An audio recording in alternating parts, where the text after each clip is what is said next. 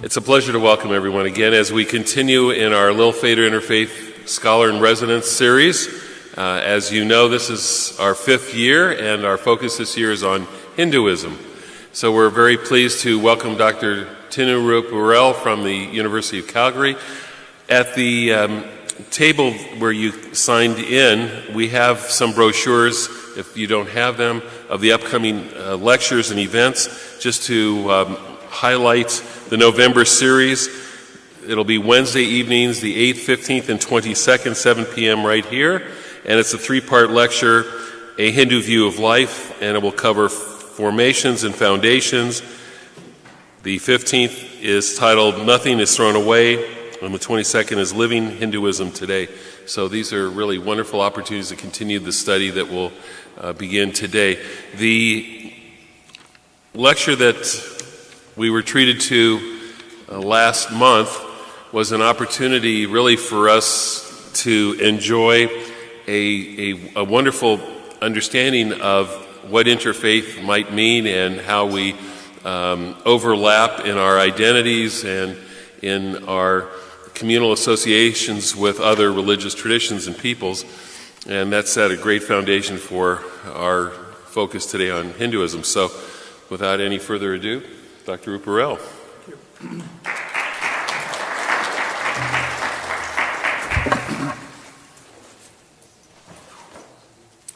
Well, good morning. Thank you so much for coming.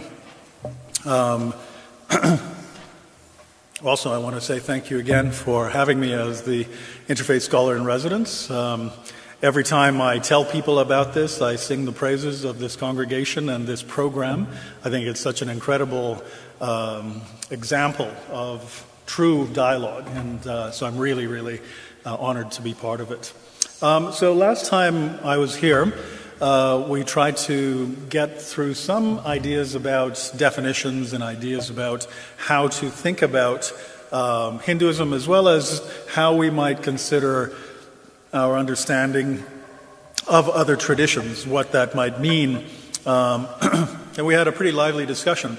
So building on that, I want to, in this talk, just go through some fairly basic ideas about what Hinduism is and what it isn't. And given what we mentioned, what we talked about last time, you won't be surprised to hear that, it's sort of a complicated story, as just about everything with Hinduism is. A famous sort of phrase about Hinduism is that in Hinduism, if anything is true, its opposite is also true. Which means I can say anything at all, right? And it will be in some sense right. And given this kind of complexity, defining Hinduism is always, a difficult thing to do. We've already talked about how defining religion in some ways is a rather difficult thing to do. So it's a diverse collection of traditions. It's not really a religion per se, in the sense that we in the West think about religion as a single continuous sort of narrative, as it were, a single continuous tradition. Even though there is continuity within Hinduism, it's really better understood as an umbrella term for a collection of local traditions. And again, this is probably true of most religious traditions. We use the term Hinduism or Judaism or Christianity as a kind of, short form to refer to what in fact is a large collection of pretty local, individualistic, particular traditions, all of which share some kind of commonality. That commonality probably is better understood not in terms of, all right, if you are a Hindu, these 5 things you must believe, because in fact you don't find that kind of list or that kind of criteria anywhere. Rather, if you are a Hindu, or for instance, if you're a Jew or a Christian or Muslim or whatever, it's more like being part of a family. There's a family resemblance, but each of these traditions is unique and particular as well. So you might be able to say, yes, this tradition looks Hindu to me, right? But you wouldn't be able to say, well, yes, it's Hindu because it has this particular characteristic or not. In the same way that you might say, well, Joe is part of that family, But it's not because Joe has that particular color hair or those eyes or that nose or whatever it might be. They might have some and they might not have others, right? So it's a family resemblance concept that we need to remember here. And Hinduism, in that sense, is an umbrella around a big family. The problem of understanding other traditions is always an issue for us, right? So when we think about Hinduism, especially when we think about it in terms of other religions, other isms, and other traditions, the tendency or the trap is to sort of imagine that what you see in one religion, you will see in some analogous form in another tradition. And that's not true. What we tend to do is, as human beings, we appropriate or we understand the new according to the categories that we already have, that is, from the old, right? And if we don't see those kinds of categories or those kinds of similarities in the other tradition, our first attempt or our first habit really is to, in some ways, translate, to say, oh, well, okay, we have an understanding of God in this way, so they, if they are a religion, must also have an understanding of some kind of God, right? And those kinds of translations are always fraught. They're difficult to make when we're looking at traditions that are very different from ours. And so Hinduism, particularly I think for the Abrahamic traditions, Christianity, Judaism, and Islam, Hinduism is a really interesting foil because there are certain similarities, of course, but the differences are stark enough that the differences really do make it difficult for us to sort of say, well, there should be a doctrine of God, or there should be an understanding of heaven, or there should be an understanding of creation. Those sorts of things, you know, when we impose them on other traditions, we can get into a little bit of trouble. So those are some caveats, I guess, before we get started. All right, so what does the word and what does the term sort of, what does it mean? Where do we get this word Hindu? Well, it actually comes from a geographic designation. The Sindhu, right, comes from the river Sindh, and actually that's the river Indus. We still have it. The Indus River is, sorry, I'm not supposed to move, but I'll try to be loud here. So here is northwest India, all right? This is current Gujarat. Gujarat is about here, and then we've got Pakistan and Afghanistan here, right? So the Indus River starts in the Himalayas and comes down into the Arabian Sea. And we've got the mountains, and then this river, and then the rest of India, as it were, right? So the Indus River is really where the term Hindu comes from. Indus turned into Sindhu or Sindus, and then Sindus became Hindu or Hindus, right? So when the first Western scholar, or Western explorers, I suppose, came to the Indian continent, the people beyond the Indus River were the Indus or the Hindus, right? When that happened is still quite a debate, actually. I was just speaking to a scholar this week about when it could have been that Western philosophers, Western civilization in the guise of the Greeks, when they could have come into contact with the Indian, the Indians and the Indian civilization. We agreed that it would have at least been, because we have good literary references, it would have at least been in the 600s to 700s BCE, so 6th, 7th century, around there. It should have been probably prior to that, and some people suggest that the trading routes are very ancient indeed. They could have gone back even into the second millennia, into 15, 16, 1700s BCE. So the idea that there were the people of the Indus is a very old idea. People have been thinking, as I said, the people in the West have known about Hindus for a long time. So those beyond the river Sindh, Sindhus, and then Hindus. Now, that idea, however, is an imposed term. It's a foreign term, right? Indians themselves never called themselves the people of the Indus, or Hindus or Sindhus or anything like that. They, like many other traditions, would have just called themselves the people, right? Of course, we're referring to us. Why would we have any other name that refers to some sort of geography that takes its kind of references from outside of this place? The other reason they would not really have had this idea is that in ancient Indian thought, there was a prescription against leaving the holy land of the Indian subcontinent. If you left this place, you had to come back and undergo quite lengthy and complicated purification rituals in order to rejoin the community. And so there was a strong reason for Indians not to really leave the place.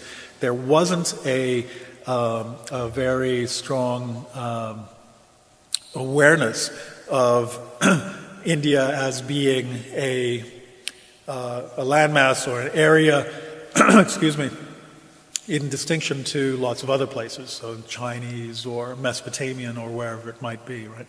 So you don't, in the early days, really see any references to Hindu or Hinduism or anything like that. They simply refer to themselves as what we now use sometimes as people of the land. Literally, the word is Desh, D-E-S-H, literally means the land. And so Indians will refer to themselves, even now, as Deshis, people of this land. Right? The idea then of Hindu is a non-native term, and Hinduism itself then really refers to a 19th century or 18th century colonial term. So just like other traditions, I think, when we think about it as a singular tradition, we're really buying into a colonial narrative. And I think, again, we need to be careful about that. What we really have is a much broader understanding or a much broader collection of ideas. And I showed you this picture last time. This is of a banyan forest in Calcutta. And again, for those of you who weren't here, the idea of Hinduism is really a kind of overgrown, or model of Hinduism that I use is one of a overgrown forest. There's lots and lots of trunks, each of which might be a kind of particular tradition or particular perspective on these things. But banyan trees are interesting because that whole forest is simply one tree. So what looks like a jungle, what looks like a really complicated and very overgrown sort of tradition, still has something of the same life sap running through it, something of the same living force, as it were. So, talking about the diversity of traditions, we've looked at this banyan tree, and I won't go through that again. With that, we have this polycentricity. There's lots of different forms of Hinduism, lots of different centers. There's multi-perspectival, in that what Hinduism looks like from one perspective is going to differ from what it looks like from another perspective. And all of these caveats are to say that what I'm going to tell you about, even though I could argue it's fairly central to most Hindu traditions.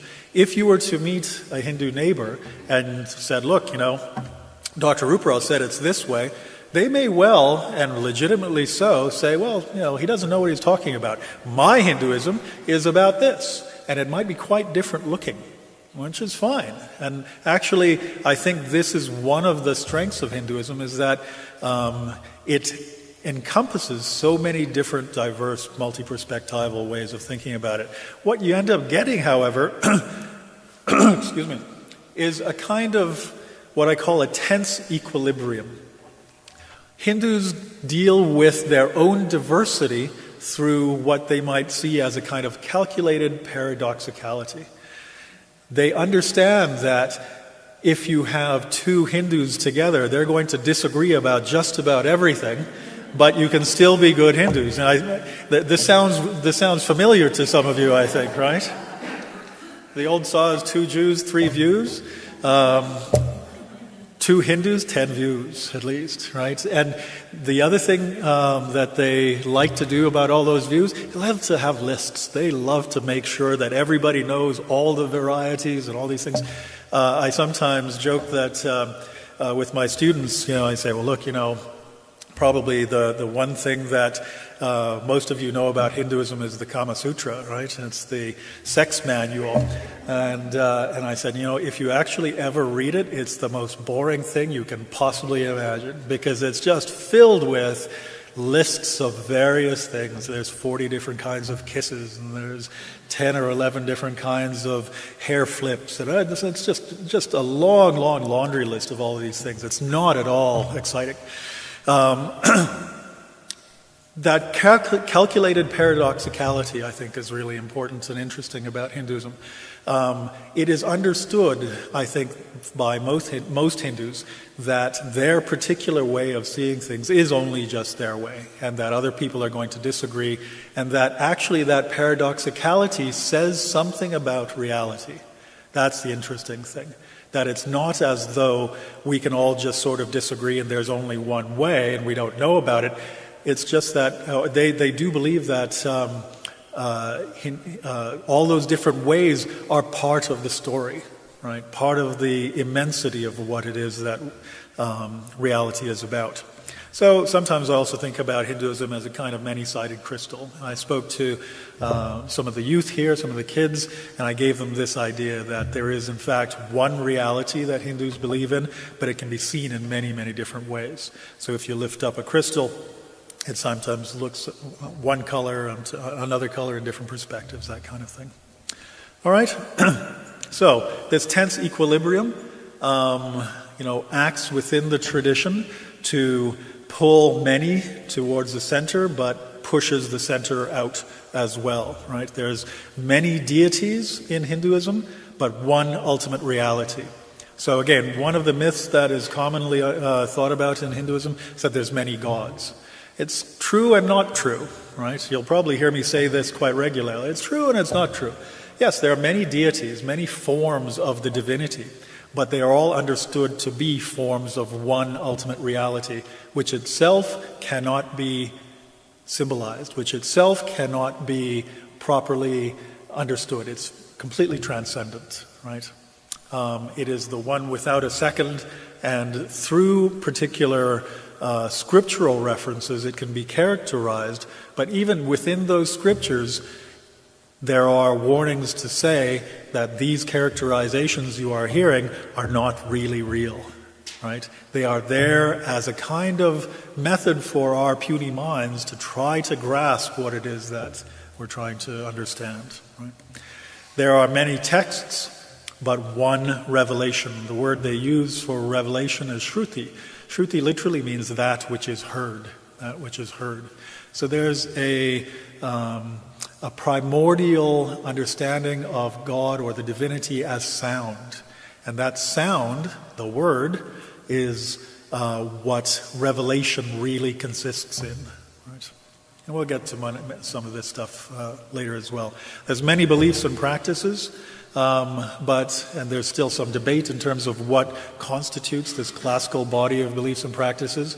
But again, I would venture that most Hindus would agree about a certain set of beliefs and practices, and that's the stuff that we'll spend time talking about today.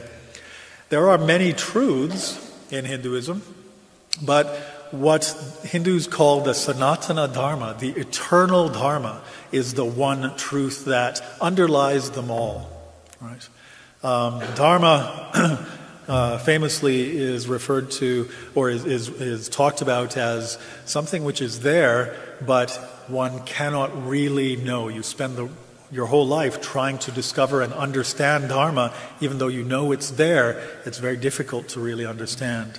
And this true Sanatana Dharma is the eternal Dharma underlying all forms of truth, all forms of other dharmas, as we'll get to. All right, so let's look at a few key concepts. And I would venture that these key concepts are shared by 99% of Hindu traditions. There are a few that do not. Some are very old and are really minority traditions now. Some are present, but are really vanishingly small traditions. So the first one is samsara. You've probably heard the term.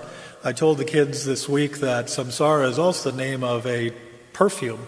And as you'll find out, it's a dumb name for a perfume because the term samsara has quite negative connotations in many ways.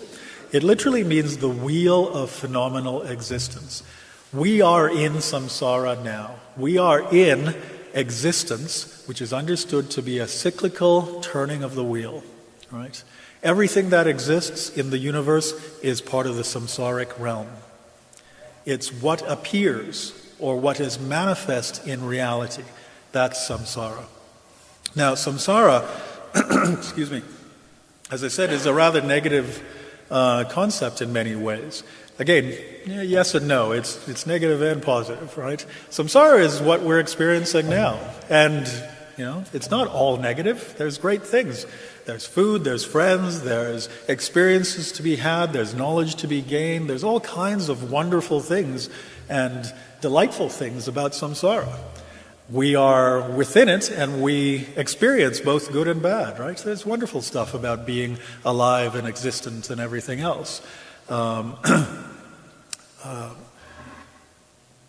Sartre and others have talked about the sheer joy of existence, the idea that we should take pleasure in and take exuberant joy in the fact that we are embodied physical beings, that we can feel things, that we can experience. There's all sorts of wonderful things about it. At the same time, the idea is that it's a cyclical experience.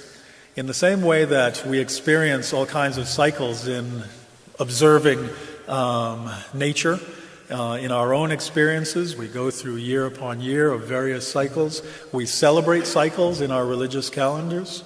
So cyclicality is all around us. And the Hindus understand that this is a fundamental aspect of existence, that it comes in circles. And in fact, the circles are all kinds of layers, as it were. There's micro-circles, the circle of the day and night, of our experiences in that. There's circles of the seasons, of the years, of our lives. All of those things are mini cycles within bigger cycles within bigger cycles. The whole universe is within one of these cycles as well. And we'll get to, how this cycle works later on. But imagine yourself on a kind of cycle. Imagine yourself on a merry-go-round, right? One of these playground things that you spin around on. At first, it's really quite exhilarating and fun. But if you stay on there for long enough, you really start to feel quite nauseated. And that's exactly why the wheel of samsaric existence has a kind of negative tinge as well. We are part of all of these wonderful cycles of birth and death and life, but at the same time, there's a tinge of nausea to it. There's a tinge of ennui where you get tired of it. It's one darn thing after another, right? And after a while, maybe you felt this yourself, I've certainly felt it, after a while you think, is this it, really? I'm just going to go to work for the rest of my days until my mortgage is paid off and then eventually die? There's that kind of negative aspect to our cyclical life as well. And so samsara has both of these ideas. It's thrilling, it's wonderful, it's incredible. At the same time, there's a tinge of ennui, there's a tinge of nausea to it all as well. Eventually, you want to get off the merry-go-round, right? You get sick of it. So the cycle of birth and death, the cycle of rebirth, is something that we're all a part of in the samsaric realm, but eventually you want to get off. You want to get off this cycle. Karma, again, a term that you've probably come across, it literally means action or making. The Sanskrit root is kra. It's also where the word creation comes from, right? So literally, karma and creation are rooted in the same idea in Indo-European languages. Literally means an action, but also the result of that action, the making, the product of your actions. And it's understood in the karmic concept that every action has a result. Every action creates a product. That product has to become manifest because the law of karma is absolute. There is no breaking of karma. There's a way that you can kind of grease the wheels a bit, and when we get to our lectures in November, I'll explain to you how many Hindus understand a way to change the product of karma, but you can't break it. There will always be a result, either something that you will be required to undergo this life or in future lives. Now, if the result of your actions might have to be undergone in a future life, that means also that some of the things that happen to you in this life may well be the results of actions in previous lives, in previous times, right? Just how all of that works is largely up to debate. People don't really know, in some ways, how any individual action or any individual event in your life might be the result of a previous one, or what will accrue in a future point about an action that you undertake this time. But they do believe that it is absolute, that it's going to happen. And there's lots of debate as to what will exactly happen. So let's say, I go outside and I see a little dog on the path and I pet it, right? Well, that might be a nice thing to do, right? Even that action is going to have a result. The result might be proximate. The result might be borne out or paid for, as it were, by the dog wagging its tail or something like that. And that might be it. That might be the end of that karmic sort of path, or that karmic chain. But it could also be a longer chain, right? So let's say I pet it, and it doesn't actually like it. Maybe it's afraid of humans. And so it bares its teeth and it growls, and my actions now have made that dog just slightly more suspicious of human beings. So that a year from now, 3 years from now, it is more likely to bite the hand of somebody else, right? That's still part of a karmic chain as well. And you can see how it could be really impossible for us to know exactly what it is, what's going to happen. Similarly, the things that happen to us now might be the results of previous karmic chains, but it's really hard to know. This idea of karmic chains causes all kinds of debates and questions and problems within Hinduism in terms of, does that mean that everything that happens to us is the determined result of previous actions? And therefore, they must happen to us. There is no real freedom. It's constrained to happen to us. Does this mean that everything is fated? Or is there a notion of fate within all of this? And some Hindus say yes, this means that the entire script is already done. Right from the very beginning, it's already written. All you have to do is play your part. And others say, no, there's freedom within this. Karma gives you a particular hand of cards. The way you play the hand of cards is up to you. There's freedom there. But you will have to pay the price for the way you play that hand of cards in the future. So again, there's some debate in terms of that. The law of karma is really a law of cause and effect. Law in the sense of a scientific law, it's an understanding that this is a constant and repeatable phenomenon in the universe. Right, so those two ideas. People talk about bad karma and good karma. Some Hindus would there's certainly that distinction within Hinduism. Certain things that you do, certain actions and events will result in good results, and others will result in bad results. Punya and papa. Punya meaning beneficial, papa meaning deleterious results. So that certainly is there, and it's a way in which we can decide about how we act. But there is a larger or a kind of deeper understanding of what karma does. Karma means that every action that you participate in, and even breathing and existing is in some ways a kind of action. Every action that you participate in by the law of karma has to have a result. It might have a result in previous or in subsequent lives. So that means you have to be reborn in order for those karmic chains to be closed, right? If you have to be reborn, it means that you're stuck on samsara for a little while longer, right? The only way for some religious tradition, some Indian religious traditions, they take this very seriously and they say, well, the only way to get off of the samsaric merry-go-round is to stop acting. It's the only way. So they practice a kind of non-action. The Jains are very famously a tradition that practices this, where for Jain monks and nuns, a disciplined life where action is very restrained and there are only certain kinds of things that you can do. The whole idea is to try to limit the amount of karma that you produce, limit the amount that you have to pay for in subsequent lives.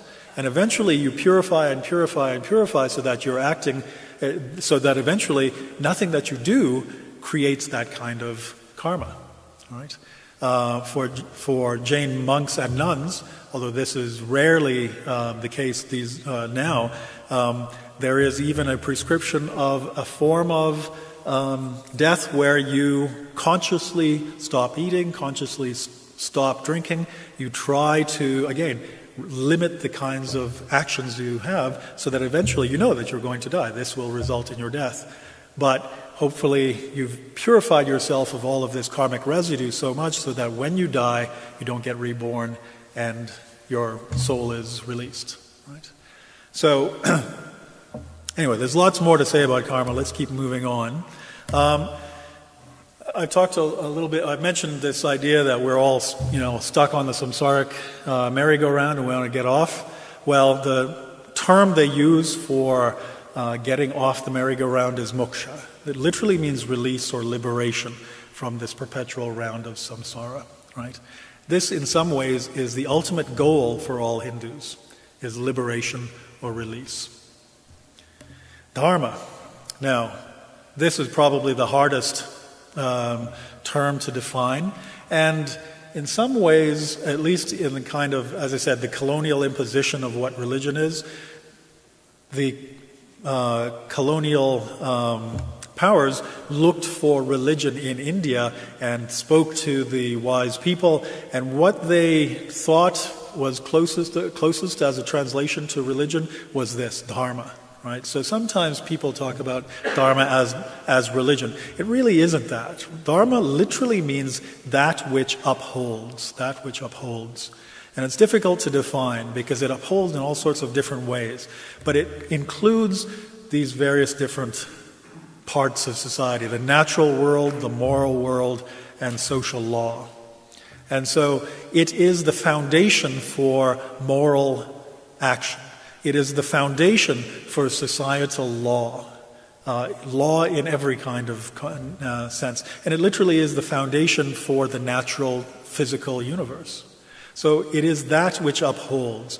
It sometimes gets thought of as one's duty, but really duty is more a corollary of the notion of dharma than a proper sort of definition of it. Given various foundations, there are particular ways in which one should live. Given a reality, there will be a way in which people should exist. And that's the sense of duty that really is got at in this notion of dharma. As I said, it's a foundation. And not only does it have societal and cosmic and kind of moral code ideas, but it's also personal. So there's a sense in which there's not just a sense, there is an absolute truth for Hindus that each of us have our own particular way of being, our own dharma. And that dharma is connected to society's dharma, and in fact the whole dharma, the foundation of the universe. So we all have ways that we are supposed to live in accordance with reality. And our job then is to really try to figure out what that is. There are clues, there are ways in which the scriptures and the traditions tell us, all right, your dharma, your way of living in these contexts is this. This is what you should be doing. And there's some dharmas that apply to all of us, right? So, for instance, to not steal or not to lie or not to harm others, all of the kinds of legal prescriptions that we see in most traditions are there as well in Hinduism. But it's also very particularized. in the sense that each of us has our own way and path through society, through the world, through our existence. And our particular role, our particular way through going things is going to be very specific to us, and it will change as we change in life as well. As our situation changes, as we grow, our dharma, our proper role is going to be somewhat different. So there's some presuppositions here. I've already talked about this cyclical view of time, right? So time is not a direct line from the beginning to an end. Rather, it is understood to be a series of reboots, a series of cycles where something starts, eventually runs its course, gets to the end point, and then starts again, right, and keeps going. In science, we sometimes think about this in terms of a big bang, and everything happens, and eventually there's a big crunch. Everything comes back, and it starts again. The crunch creates another big bang. And so actually the Hindu understanding of time is very similar to that particular cosmology, the idea of a rebounding universe. And even though most scientists I've spoken to now don't accept or don't expect that there will be enough gravity, enough mass for there to be a great crunch in the universe, I think the absolute answer to that question is still open. The whole idea of dark matter and dark energy is something that is still quite mysterious to most scientists, and it still is the case that we only can observe something like 9% of the mass in the universe that actually does exist. So there might well be enough mass in the universe for a big crunch to occur, where everything comes back to a singularity, that singularity creating a new universe. That would be exactly how the Hindus understand creation and destruction of universes. Now, if we do have a rebounding theory of the universe, the idea of a beginning is only really relative. There's a beginning to this particular universe, but all of universes, all of reality, all of existence has always been there, constantly banging out into the universe, constantly crunching back down into another singularity, and it just keeps rebooting, right? And in fact, I think I was doing a little bit of research about this. It's really complicated in terms of, how they figure out what the age of the universe is. This particular universe, according to Indian Vedic sources, is about 10 billion years old. Now, that's not that far away from the closest approximations that scientists give us, 12 to 14 billion. Right? But the universe itself so this universe had that time span, but the universe itself has longer time spans according to Vedic understandings. It's 4.95 trillion years old, this particular experience of the universe, as it were, right? And all the multiple universes within it keep going up and down like a foaming bunch of bubbles, as it were. Right? This understanding of time is what they call the yuga system. A yuga literally means an age, and then so we are in a particular age. There are multiple ages, which are then called mahayugas, great ages. And those mahayugas are part of bigger ages and bigger eons and things like that. So I won't go through all of that. The idea is that time has been understood in this cyclical way.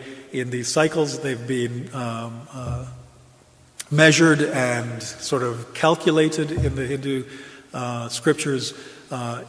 Suffice to say, it's really, really old, and we are just in the middle part of the last sort of stage of our age, according to Hindus. We've still got about something like 4,500 years before the end of this particular age, and then it reboots, right, into the next Mahayuga, right? So we got lots of time. There is a connection between all of these ages, so our cycles are connected to greater cycles and eventually to the cycle of the universe. And again, this is actually, I think, quite an important thing within Indian ways of thinking. So before Hindus, Buddhists, Jains, Sikhs, How you behave, how you act, what you think and say is connected in a real way, even though infinitesimal, to what the universe does. In the same way as what the universe is doing right now has an effect particularly on you. So there's this microcosm relationship. I talked about our own dharma. The term they use is svadharma, self-dharma. And that is connected to the sanatana, the eternal dharma, in this microcosm-macrocosm relationship.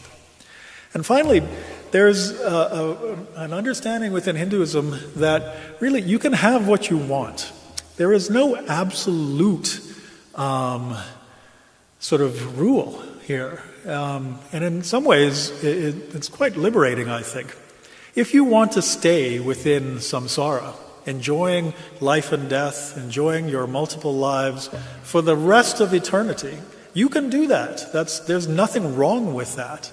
You know, you might eventually get nauseated, but some people have really strong stomachs and can stay on the merry-go-round for as long as they like and never get sick, right? And that's totally fine. There's no sense in which you're doing something wrong if what you want in life is worldly success and pleasure and enjoyment. As long as you are willing to take some of the pain that goes along with it, go for it. You can do that for the next eternity. And in fact, you've already been doing that for eternity in the past. The fact that you're here now means that you have had an infinite number of lives already. In this world, in this universe, in other universes, you, as a true self, have always existed, right?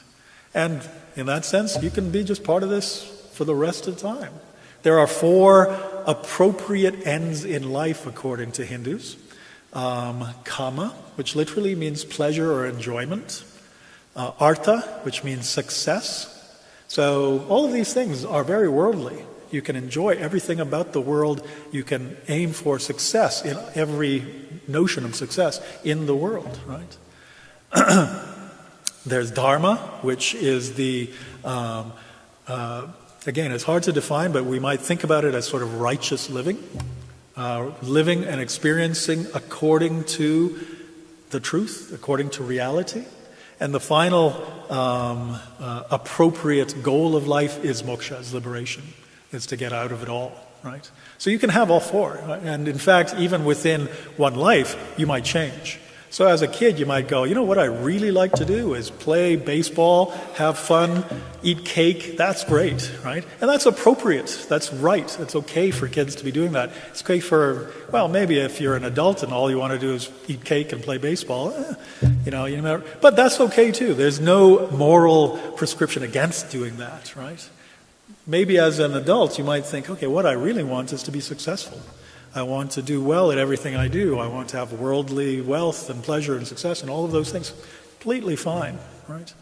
The idea, though, the underlying idea is that all of those things eventually you might get tired of. And eventually, by your own nature, you will want deeper and more eternal things, to live appropriately and rightly according to reality, and eventually to get off the merry-go-round itself, right? Brahman self-evolves. So let me just talk a little bit now about this idea of creation, what that means in a cyclical way of living, or a cyclical way of thinking about the world. Brahman self-evolves. First of all, the word Brahman. Brahman is the Hindu or the Vedic term for absolute being or absolute divinity, right? This is the divine reality, the one without a second. This was what exists prior to everything else. This is what fundamentally exists, is Brahman. It's the word they use. It's not the same word that we would think of as God, because there's plenty of other deities within Hinduism to which the word God is better understood, right? Better used. Brahman, we should really understand as ultimate reality. And here's a phrase or a scripture from the Chandogya Upanishad. Being one without a second, it thought, let me become many, let me be born, right? So this is a way of thinking about how it is that there is something rather than nothing. It's probably the most fundamental philosophical question there is. Why is there anything Why is there something rather than nothing? Well, the Hindus understand this in the following way. Prior to creation, prior to phenomenal existence being in existence, there was the one without a second. It was beyond being and beyond non-being. It was beyond creation and death. It was beyond time and decay. It was beyond everything. And this one without a second they refer to as Brahman. And Brahman, as it were, thought, being one, let me become many. Right? So Brahman self-evolved. It became manifest as everything in the universe. So, in a very real way, Brahman exists in two forms. The early form, the primeval form, unmanifested, which they call, and I've actually, it's not nirvana, I'm sorry. I'm sure that was the autocorrect that got into there. It's actually called nirguna, Nirguna, just like saguna. Instead of vana, it should say guna there, nirguna. It literally means quality-less. And saguna means qualitied. So Brahman, ultimate reality, exists in two forms. One, qualityless, without characteristic, without any kind of thing being able to be said about it, and qualitied, in which Brahman can be said to have every quality, every characteristic.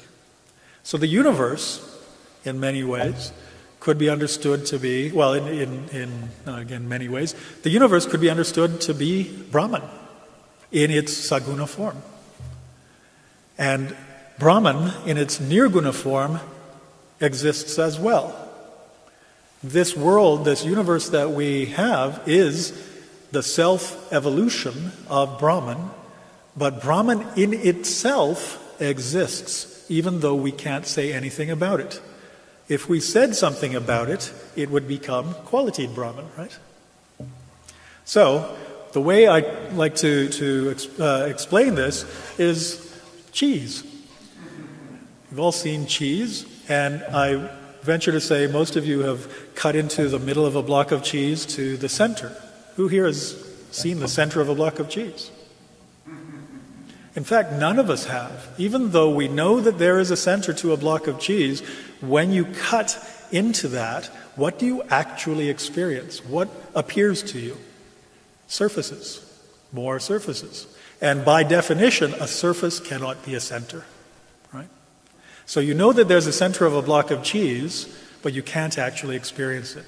In the same way that you know that there has to be a nirguna Brahman. There has to be reality as it is in itself, but you can only experience reality as it appears to you, as your perspective apprehends it. Right? So we know there's a center, but we can't experience it. We know that there's Brahman, even though we can't experience it in itself. We can only experience it as this. But you have to remember, we're part of this. We are just as much the self-evolution of Brahman as everything else. So we have two natures. Our nature as a thing manifested in samsaric existence, and ourselves as our true selves, our self as it is in itself. The thing itself, the nirguna, sometimes in Western philosophy we call that the noumenal realm, and the thing as it manifests, the phenomena, or the saguna, right? All creation has the samsaric and the real, right? And you might think, well, if we have these two essence or these two natures, why is it that we're not really clear about this? How is it we think we're this body or this thing? We seem to have been beguiled by our own creation. This is how Hindus understand it. We've been kind of fooled. And it's just in the same way that we get fooled by magicians. Maya is the beguiling power of creation. When something is created, it's in some ways kind of delightful and it sucks us in, just like a magician plays a trick and we get sucked into, we want to believe in it, right? And we're kind of, we can't believe our eyes, but we want to, as it were, right? We're fooled, where there's a fundamental kind of illusion going on. Now, Maya is sometimes defined as illusion, but it's not the illusion itself. So people talk about this samsara as all illusion, and that's not quite right. It's the power that creates, which is Maya, not the thing created. So this world is not illusory, as some people would think Hindus believe. It's the power that creates which is illusory, or is beguiling. That's the better word for it. So just as God creates, the way God creates, the power of creation is so kind of mind-blowing that we're beguiled. We're kind of fooled. We have forgotten our true selves because of this beguiling power, this Maya. So here's a little story. Again, I gave this to the kids. I'll try to tell you the same parable. Imagine you get a letter in the mail, and it's addressed to you, but there's no stamps, there's no returning address or anything, but it's definitely your name. In fact, they've got your middle name as well that you never share, right? So somebody knows it's for you, right?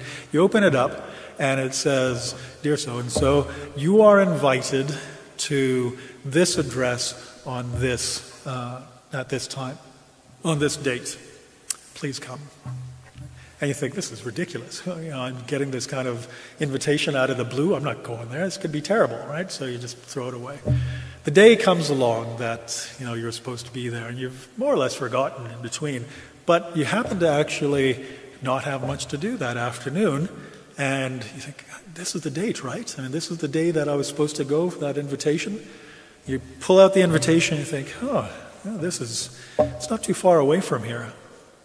Gosh, I'm feeling a bit adventurous. Maybe let's just check it out. If it's bad, I'll turn around, but, let's just check it out. So you get to the address, and it's a big building. It's nondescript. And there's a door that you see, right? And it's slightly ajar. And that's all you really see, right? There's nobody else in the parking lot. You're there, and you kind of look, and you think, well, I wonder. So you sort of creep up to the door, and sort of knock and say, hello, hello, and nobody answers. And, maybe your curiosity is getting the better of you today, so you peek inside and you look through, and what you see is dark room, but you notice that there's some light over there just behind a couple of curtains. There's a bit of a glow, and as your eyes get adjusted to things, you start to sort of see what's going on. It's just a dark room, but there's these curtains there, and there's some light going on, and you hear something from that beyond those curtains. And so you think, well, it can't hurt to just go and peek. So you go creeping up there, and you open the curtain a little bit, and open it up a little bit more, and you're seen, or you're shown a bright light, and you go through, and there are other people around, and you realize that you've just walked onto a play, a stage, and there are a bunch of actors doing their bits, and you've just walked into the scene. And you think, oh my God, that sounds like a nightmare, doesn't it? And you think you get on there, and all the actors turn around and look at you, and you think, oh no, they're going to get mad. But in fact, they're all smiling, and they all have been expecting you. And they're very welcoming. They're so happy that you're there. And you're quite, disarmed by this. And you sort of say hello, or you say something. And there again, they are absolutely overjoyed to hear you say something. It's amazing, right? And you feel a great warmth and love, and you think, that's okay, they're not mad at me, right? I can kind of be here. And they continue on into their play. You have no idea really what play is going on or what's going on. But you kind of watch and you see and you observe. And every now and then they look at you and smile. And anything you say or do, they just think is fantastic, right? It's as though you've hit your mark exactly when you were supposed to. And you continue and you start to observe and you start to see who these actors are and their characters and what they're doing and what the story seems to be about. And you pluck up your nerve and the next time they look at you, instead of just kind of shrugging your shoulders or making some noise, you might actually say something that you think might fit into the overall story, right? You're making it up as you go. But again, they seem to be overjoyed that you're saying the right sorts of things. And after a while, you get really comfortable with this and you start to be more and more a part of the play that's going on. Eventually, you figure out who all of these characters are, their names. You figure out what the story is. And you're continuing to participate in the play. And you're just making it up as you go, but you start to realize that they're just making it up as they go as well. This is a big improvisation that you've come into. The story is something that's developing as people create it. And eventually, you've got the nerve to actually be part of the play. And the actors start to take you as part of the play as well. You've got a name and a character, and various things happen. And after a while, you've just enjoying being part of this improvisation so much that you kind of forgot about, the fact that you just came in through this curtain and there was this door there and you've got a life outside and, you have to go home and make dinner and things like that. You just forget about all of that stuff. You're part of this now. And lo and behold, you're part of it. And later on in this improvisation, another character shows up through the curtain and they experience similar things to you. And you're really happy that they've come because you've just experienced the same thing. So you're welcoming and you're wanting them to be part of it as well. And the play gets going. You're part of it. You start to really, go with it. With gusto. You're really going for it. And after a while, you've just completely forgotten about your life back there. You don't know how long it's been that you've been part of this play. It's just sort of taken over.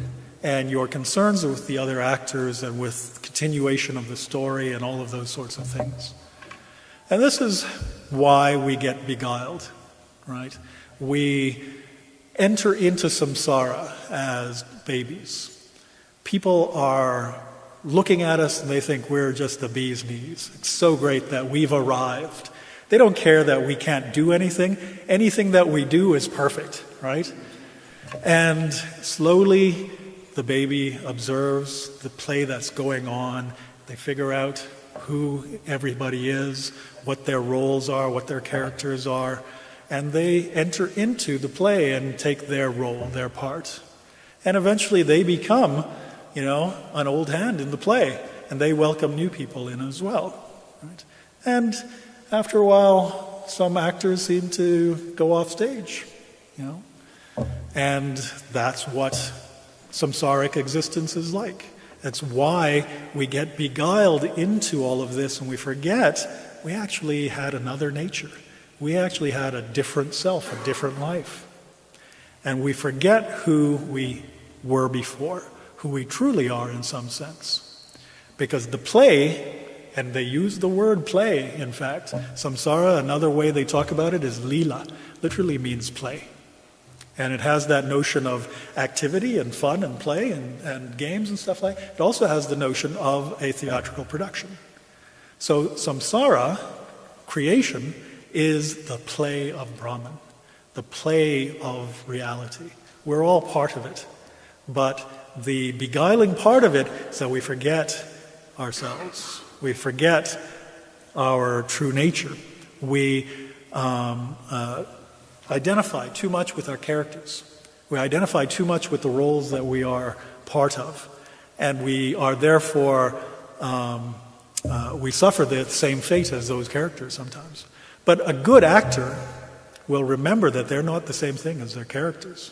They can play their parts, but their true self is untouched. And in that sense, our goal is to see rightly. Our goal is to understand who we really are. Remember our true nature. And one example, and I don't have speakers here. Maybe I'll move this microphone so you can hear better. There's a scene in the movie The Matrix which kind of gets at this idea of seeing rightly.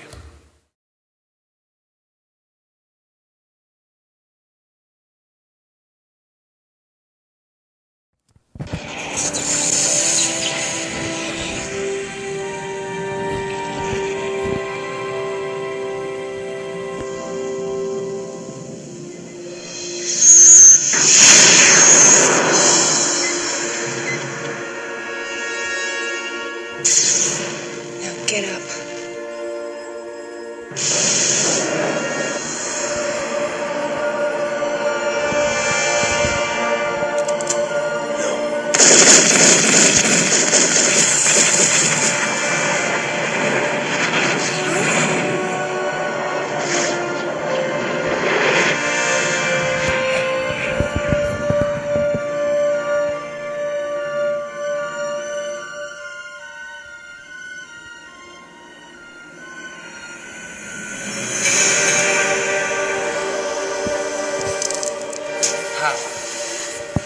He is the one.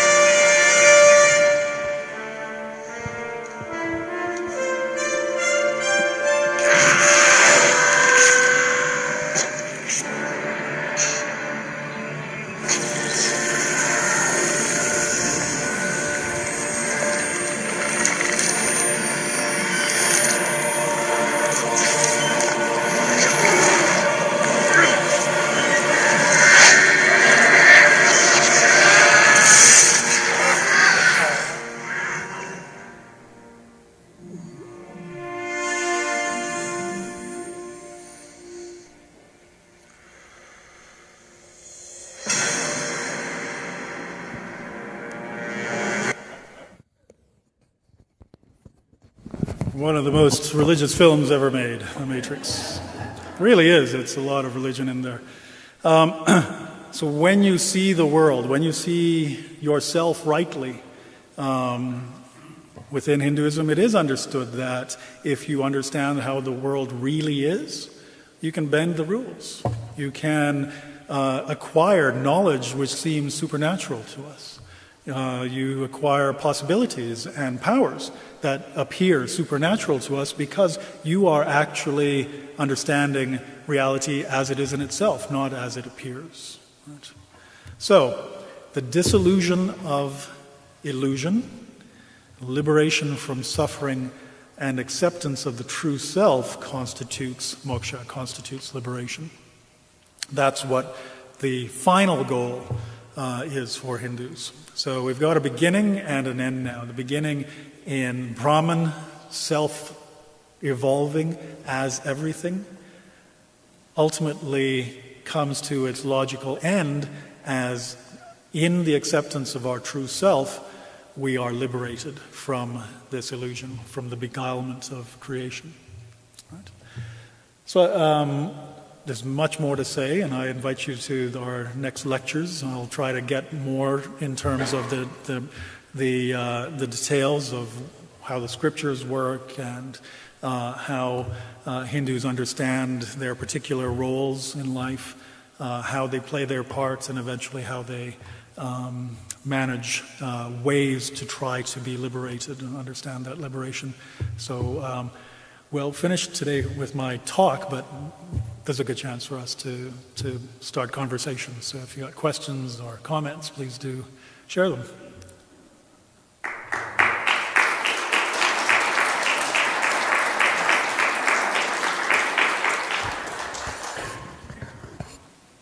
Yeah.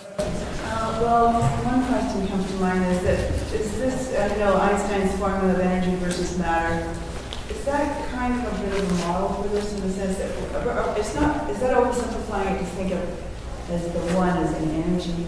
It's still too much of a thing? Well, that's a really good question. I've actually worked on that for about 7 years, that question about how you can think about it. The way the Hindus actually talk about Brahman is as three possibilities or three ideas, and it comes from revelation, not from our understanding of it, right? So it's understood that we can think about and philosophize about the nature of Brahman only so far, and our understanding or our talking about Brahman will always be somewhat analogical, and so there's a model that we use, right? So the model of energy being the same thing as mass is not completely wrong. I think there's some real truth to that. The thing that you would have to add, I think, to that idea is consciousness. And that's the problem I worked on for about 7 years with a bunch of physicists. And the book hasn't come out. I don't know if it'll ever come out in my lifetime because it's a really hard problem. And I don't know enough math to really figure it out. And the physicists don't know enough philosophy to really figure it out. So we have to get together and work it out ourselves. So energy is a good way of thinking about Brahman. Energy as mass is a good way of thinking about samsara. But where does mind come in? And that's what the Hindus would say, you've got to add these other things. So energy or substance would be what they call reality or sat. And what they add to that is mind or consciousness, and what they call that is chit.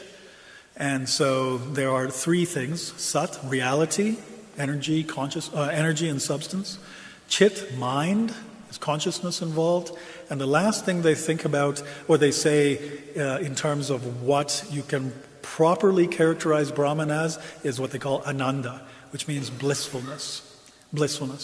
And so the three characteristics that are enjoined by the scriptures are sat, chit, and ananda: reality, energy, consciousness, and blissfulness. That's what we would say.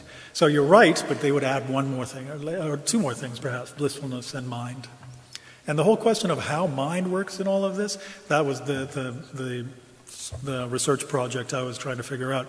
So in Western thought and Western philosophy, mind comes out of matter. We've got this mind-body problem, So somehow consciousness or mind is emergent from a bunch of meat, right? We've got a bunch of neurons in our heads, and somehow something happens where mind comes along. The Hindus start with mind as fundamental, and they have to answer the question, how is it that meat comes out of mind?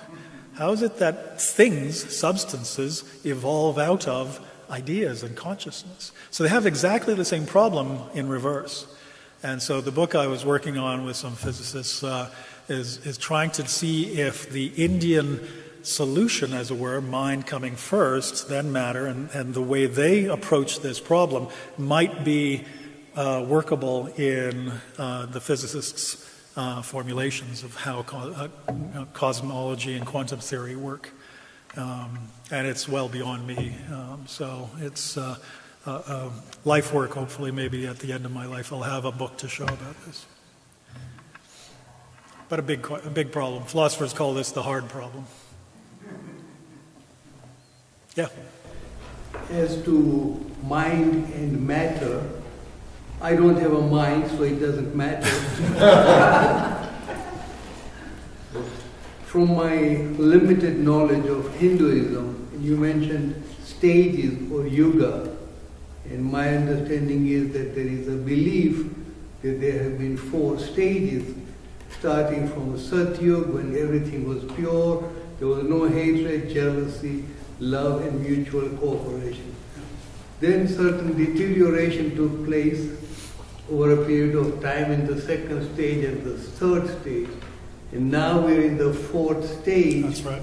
Which is Kal Yuga, world is full of deception, treachery, loose morals, etc. Mm-hmm. How does that relate in terms of when you mentioned cycles?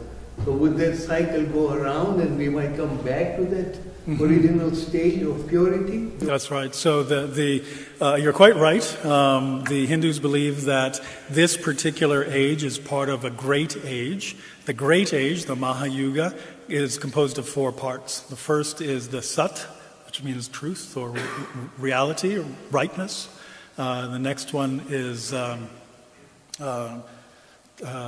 Treta Yuga was the second one. Third one is Dwapara Yuga, and the fourth one is, or maybe it's the other way around, you can never remember. The final one is the Kali Yuga. Kali Yuga literally means the black, the worst, right? And so there's a sense in which all of these ages, which last differing periods of time, so in fact the first Yuga is half of the Mahayuga. The second is a quarter, so fully 75% is in really good times, as it were. And then as entropy works, things deteriorate. And we are now in our last, the Kali, the Black Yuga, the Black Age, in which things have devolved and dissipated so much that the world is characterized by brokenness and unrighteousness and those sorts of things.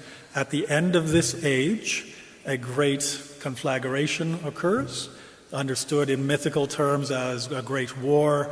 Sometimes, actually, interestingly, the imagery they use for this great conflagration looks a lot like the imagery used in Christian apocalyptic, I don't know enough about Jewish apocalyptic, about understanding how that happens, but it has some connections to at least the same imagery in Christian apocalyptic. So the idea is that something will happen, some kind of great closing, as it were, will happen, and there will be a period after that of some kind of stasis. They literally think about it in terms of day and night. So the 4 yugas are part of the day, right? And things wind down finally. They close, and then there's a night period in which nothing really happens. Everything is kind of reset, and then a great beginning happens again in a Satyuga, in another age of purity and righteousness and things like that. But that's going to eventually deteriorate to eventually another Kali Yuga, and it just keeps cycling. Yep. And there are all these 4 ages within the 4.95 trillion years. And if so, what preceded that 4.95? Okay, so yes, they were all part of that. So the Yuga is probably the smallest unit that we measure, as it were, and then the Mahayuga is considered to be the day. Then there's a whole half other time of night, so that would be 1 unit. Those units, there's 100 of those days in what they would consider to be a kind of year, and then there would be 100 of those years in the life of this particular universe. But this universe is just one, 100 years, right? So there'd be just 1 unit, but then those units are part of bigger units, right? So that 4.95 trillion is really, really expanded. What happened before that? Another 4.95 trillion, right? It's just a big circle. It really just repeats. So there is no beginning and there is no real end in Hinduism. There are cycles, so one cycle finishes, another cycle starts, but those are not absolute. It's just eternal. So there is literally no beginning and no end, right? Brahman exists, that's all they can say. And Brahman exists in various forms. Somebody here had a question, I think. No? There? So in these beginnings and ending cycles, is there a purpose? Are they augmenting imperfection? Is there a goal? Or so when a new beginning, is there a more civilized society or different forms of civilization? What's happening? Yeah, so there is a sense in which things are evolving. Even in the broadest context, there's a sense in which things evolve. But there's also a sense in which, like in science, we've got entropy, things also dissolve, right? And so there is a movement, and we are part of an evolving nature, evolving reality. But there's also always a dissolution involved as well. So to put it in terms of evolution, things do change and evolve, but we have to remember that evolution itself, in the way we think about natural selection and evolution, doesn't actually have a direction. It doesn't mean that everything gets better and better and better, right? It just means things change and things that you can trace a line of that change, right? So in similar ways, I think for Hindus, you wouldn't sort of say that the universe is directed to some final goal. The universe is constantly going to cycle. Within those cycles, there might be directions and dissolutions, but you wouldn't say that those are absolute. Now, you've asked probably the most fundamental question. Why is there anything at all, right? What purpose is there? So a little bit like dinosaurs, and now we're no longer dinosaurs, or so when I look at vegetation, okay, so the next cycle the tree's taller, the branches are wider. Yeah. Something's happening. But sure, there's lots of change, and certainly Hindus would accept all of that evolution and change.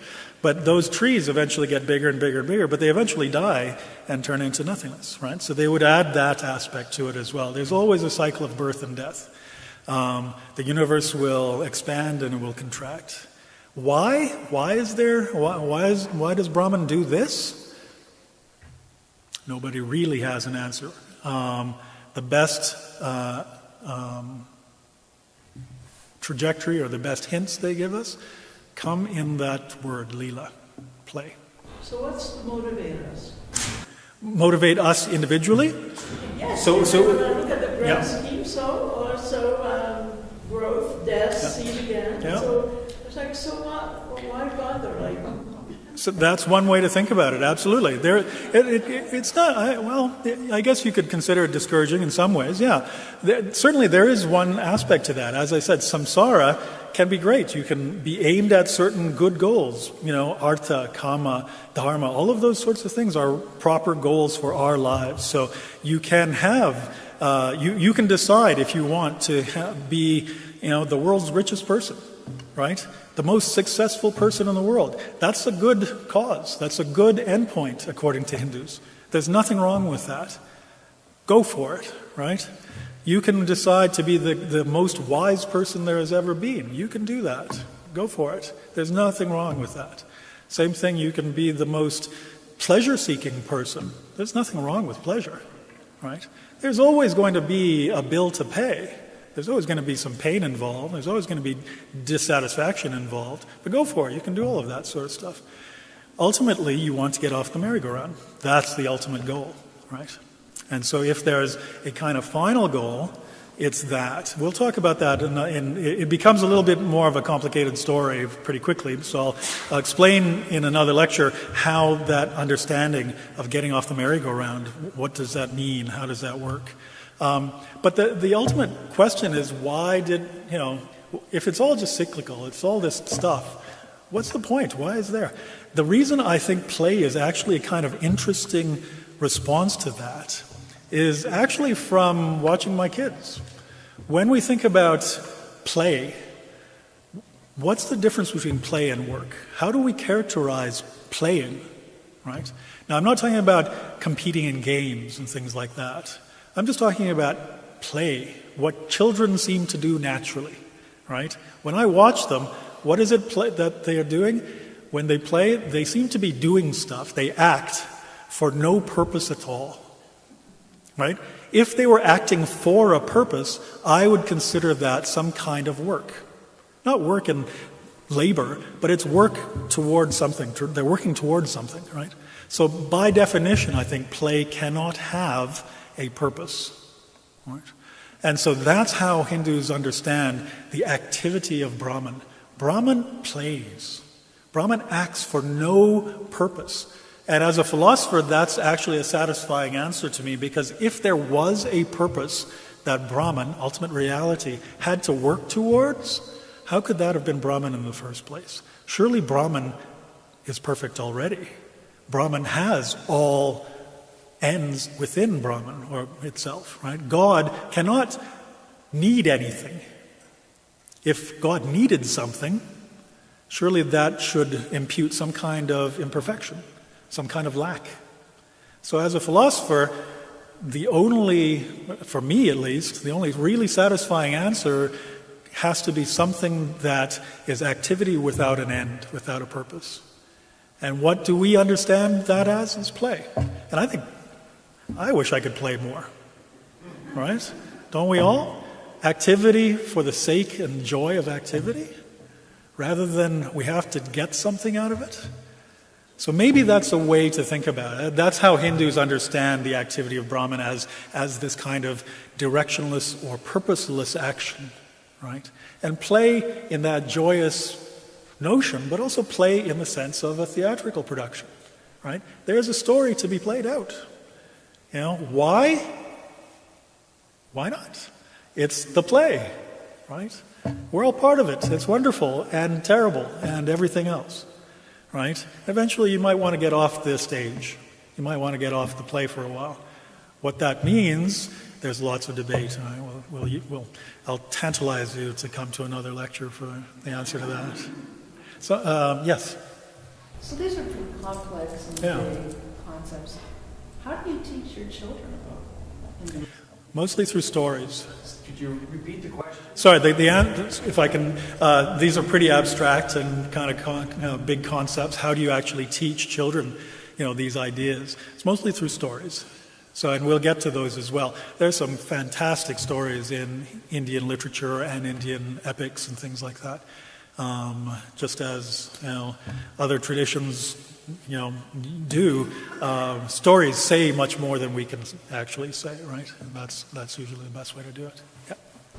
You know how often you'll hear people say, "Oh, that person's an old soul," and I think if we are manifestations of Brahma, are there more manifestations? Does it keep sort of manifesting more and more so that each human being that comes into this world, someone might be coming in for the first time and others have been coming in for thousands of times? Is that? Yeah, it all works that way. So if it's all cyclical and you have always existed in some sense, your true self, what Hindus call your Atma, literally means true self. It doesn't mean soul, it means true self. Your Atma has always been in existence. It's actually the same thing as Brahman, right? And it has existed in many, many different forms, in many different places, in many different universes.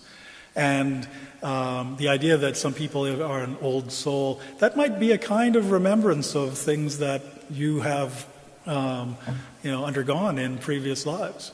The kids actually asked me a good question. How is it that, all these souls are reincarnated and birth and death?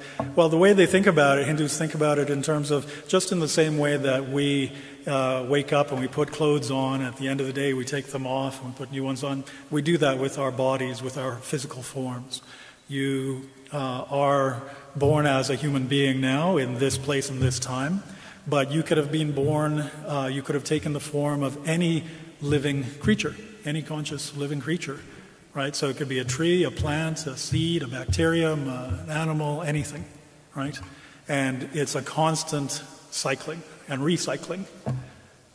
The question of whether souls come to be only when Brahman self evolves into everything was when your Atman came to be as an Atman, rather than as its true self as a Brahman. So you become particularized when Brahman created the universe, but you're still, just like you're still water. You might be a droplet of rain, but you're still the same water as the ocean. So in that sense, your true nature is still Brahman. You're just a particularized form, a samsaric form of Brahman. And everything is like that. And there is a kind of directionality to rebirth. So let's say, as all of us have been, again, philosophically, if we've always lived, we've always existed, then it's the case that, it has to be the case that all of us have taken every possible form there is to have taken. Because we've got infinite amounts of time in the past. So infinity means we've done everything, right? So we've all been parameciums. We've all been bacteria, we've all been pooped out of a gut of a cow, or whatever it might be. There's 10 trillion bacteria, or 3 trillion bacteria in our own guts, right? There's more bacterial cells in us than there are human cells in our bodies. Right? We're just parasites on the bacteria. I used to be a microbiologist, so I like that analogy.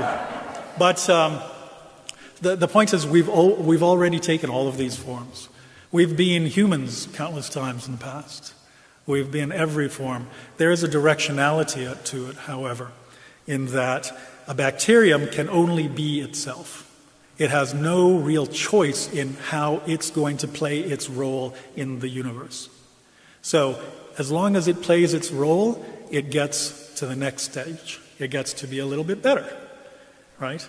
And as you get more and more, so the paramecium can only be a paramecium. The cricket can only be crickety, right? It can only do what crickets do. There's no choice in the matter. I think it goes all the way up to cats. And cats can only be cat-like. This is just my stupid analogy. Dogs, I think, can be bad or good. But I don't think cats can be good or bad. I think dogs know when they've not been properly dog-like. They've been a bad dog, right? And so they've had a tiny choice in that matter. We have 2 cats at home, and they annoy me a lot. But anyway, the point is, as you go further and further up the evolutionary ladder, you have more and more choice as to how you are going to appropriately play your part. We can be more humane or less humane. The whole idea of being a mensch, I think, is a wonderful idea. It means you're a real human, right? You're acting like a proper human being. We have lots of choices in that matter, and we can be bad human beings. But, my cats and dogs have less choice. There's more likelihood that that cat is going to get reborn as a dog, right? Yeah. I have always wondered if there is such a possibility, or is there something you can do to create the possibility to remember who you were when previous cycles, 100 years ago, 1,000 years ago, or can you even guess who you might be next? Mm-hmm. And then go out and do something good for that next person. Yeah. That is you. Yeah, absolutely.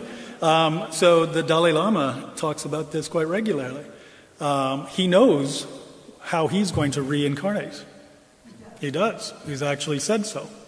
He hasn't told us who or what, but he has also said that the next incarnation of his will not be as a Lama, as the leader of the Tibetan people or as a spiritual being.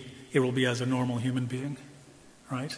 So he's actually stopped himself. He's actually been on record to say, he has been able, okay, so let's just back up. Yes, it is possible if you have the appropriate training and the appropriate spiritual knowledge to be able to know what your past lives were and to know what your subsequent lives are going to be. So Hindus believe and Buddhists believe that that's possible. It's very, very, very rare. It's very difficult to do. It has to do with purification of your karmic residue. It has to do with the appropriate way of living now. And it has to do with meditation and yogic insight, right? Not yoga in the sense of, stretching and things like that. All of that stuff, actually, if you do that kind of thing, good for you. It's all towards being able to meditate longer. That's the point of yoga, not, being able to stretch well. Being stretchy and bendable and things like is all so that your body doesn't bug you in these long stretches where you have to meditate, right? That's the whole point of yoga. And Lululemon doesn't get that, right? They should have a lot of more meditation-oriented clothing. But it is possible. Meditation allows for that kind of thing. It's exceedingly rare. And so when you hear people say, yes, I remember what I was, don't you wonder why they always think that their previous lives were famous? I used to be Cleopatra, or I used to be this or that. Most likely they were, a bacterium somewhere, right? So, and like the rest of us, right? So I would be very skeptical about people's reports of that, even though in principle it is possible. I'm more likely to believe that the Dalai Lama has some insight about his previous and subsequent existences than my neighbor who thinks they were Cleopatra. Yeah. I'm wondering if you could comment a little more about the concept of karma. Years ago, I heard a joke about a bully who said, "I believe in karma. I think the people I abuse deserve it." And so I'm wondering, is there an essential truth to that, or is there a fundamental misunderstanding about this? There's a fundamental misunderstanding there, but you can see how it comes about, right? If everything, as I say, if everything that happens to you, if there is a connection between what happens to you now and previous lives and previous events, then you could say, yeah, they deserve that, right? My job is to actually go bully them. That's a really big misunderstanding of what karma is. As I said, there's still lots of debate. Hindus don't have an absolute answer to that question. The best understanding of the doctrine of karma as it has developed, I think, is one in which your karmic residue sets the preconditions for your birth. It sets the hand that you're dealt. But after that, it's your decision to make, right? And again, there's lots of debates and philosophers on one side or the other, and they will look at different elements of Scripture and say, no, this bit of Scripture will say that it's all fate and you deserve whatever you get. And then there's other parts of Scripture, and I think those other parts of Scripture are more numerous and more important, as it were, that says that karma helps you decide or helps to decide your next birth, what your the situation into which you're born, your starting point. But after that, you decide, right? And there are plenty of bits of Hinduism that militate against just that idea, that I can kick the person on the street because they deserve it, right? I'm just finishing the karmic chain that they started back then, right? There's lots of things in the Scriptures that say you cannot do that. You cannot act in any way that is harmful to other living creatures. So that would be contrary to dharma, which is more fundamental than karma. Yeah.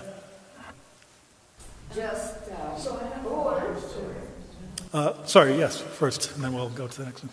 I hope it's brief. Me. No, it just seems to me that central to so many religions is preordained versus free will. Yeah. So it's an excuse to say it was preordained, or you still have free will. Is that part of? Yeah, absolutely. Hindus, debate this long and hard, and just as in philosophy now, philosophers still debate this question. There's no knockdown answer to any of this stuff, right? If we'd come up with that, we'd have stopped asking that question a long time ago. You can interpret everything either as preordained or as free. Both are valid interpretations of various things. So the question really then comes down to, if you can interpret the same set of circumstances in terms of fate and predestination, as well as free will and choice and things like that, then really the answer to the question isn't so much about the event and the state of affairs. It says more about your willingness to interpret one way or the other. It says more about ourselves than the situation of reality. So I think the question of free will and predestination is actually a kind of telltale about the person asking it. Yes, and then... So I have one small question and one very large question. The first one is, can we create karma with thoughts? Yes. Okay. So actually thoughts are energy. Thoughts, for Hindus, thoughts are events. Every event, it's a part of creation. You make a result out of thinking as well. Yeah. And the other question is, when we talk about karma, and it's, you're bringing your past and you're trying to clean it up, then that's a big thing to swallow when we start thinking about when bad things happen to good people, when we start thinking about the Holocaust, when we start thinking about why are children born so handicapped and all that. It's a big thing to swallow. Absolutely. Oh, well, they deserve what they got. They came like this because, well, who knows what they earned from before. Yeah. So that's a reasonable way of thinking about karma.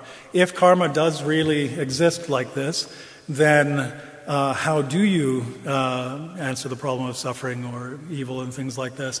Why do bad things seem to happen to good people? Those sorts of things. One response would not seem. Why do bad things happen to good people? The reason I say seem is because for Hindus, the context is rather different. So they would admit that there are terrible evils that happen undeservedly to people, right? Now, that undeservedly is the big question, right? Karma would seem to say that somehow everybody deserves what they get, right? And I think on one, and it's a reasonable interpretation of karma to say, yes, that's right. They would have to say that in some sense, what happens to people is part of the larger story of karma in their existences. At the same time, Hindus would say that that's not all she wrote. There is a much bigger story to be told. In one particular situation, in one particular life, there might be horrible suffering, undergone by certain people. That in itself might have purified their souls to a certain extent, that their next rebirth will be much greater, which will be much better. So that's one way to think about it. The other way to think about it is that all of these events that happen in people's lives, some good things happen, some bad things happen. Some wonderful things happen, and some truly terrible things happen, right? But in the longest context, in the biggest context, ultimately it's a upward sort of journey towards liberation. And so ultimately, all people, all creatures, ultimately do get liberated in the end, in Hindu tradition, Hindu understanding. So it doesn't really answer the question how to deal with the suffering you see, right? Hindus say, well, when you see suffering like this, it is your duty to try to make it less for people. It is your duty to reduce suffering. So we're all enjoined to do that. Why somebody has a worse life than another person? It's a big question, right? Every tradition tries to deal with this. And the law of karma helps to answer some of that. At the same time, it doesn't answer the kind of existential angst that we feel. But my first degree was I studied the problem of evil. There's no good answer to it, not philosophically. Nothing that really satisfies. That's why we still worry about it. Yeah, I'm going to take the prerogative of the last question. In one of the first, several of the first slides, so I confess to the weakness of trying to compare things as you're talking and seeing where Judaism stands on things. Kind of fascinating in terms of a linear cycle versus a linear perception of time versus cyclical time. And a lot of Judaism does sort of address a lot of these points that you made. The one slide that was intriguing as I look back is the slide that said Brahman is one without the second. What was the can you keep? Yeah, I can go back to it. Let's see. There you go. No? There you go. Yeah, so this is... Thought, let me become many, let me be born. So the question I have is, why? If Brahman has no need, what would be the purpose and the motivation for that? So, again, very good question, difficult one. What I have read in terms of commentators and philosophers who've wondered about this question does come down to play. It comes down to, ultimately, there is no answer in terms of what Brahman would do this for. What is the motivation? Because as soon as we think in the categories of motivation or purpose, right, we are already implying a certain kind of imperfection to Brahman. Because motivations and purpose are part of the samsaric realm, and you would not appropriately attribute that to Brahman itself. So it's In some ways, it's a not very satisfying answer because you kind of say, well, that answer doesn't really, or that question doesn't really make sense, right? So you're not really giving an answer. That's why I say, I've struggled to come up with a concept that gets at something like what they're doing, and play seems to me to be a good analogy, that it is action without a purpose. And, to say it doesn't have a purpose is just to sort of say, I'm not going to answer your question, but to point to play, I think, does give us some clue as to the joy of it, right? When I watch my kids play when they're very young, they're just running around having a ball for no good reason at all. They're just doing it, right? And that seems to be what they're talking about. But of course, Brahman wouldn't need that. No need. Yeah, play isn't a need. It's an expression. It's a kind of joyful exuberance. That's kind of how we ask the question. Puts a kind of a limitation on Brahman. That's right. Which is an idolatrous. That's right. That's exactly. But in Judaism, there is one answer, which is that God seeks relationship. Yeah, I agree. And so that's where I'm going to end the hour. Yeah, sorry, I've probably gone too far. Great. We always say we go to noon, but we never get to noon.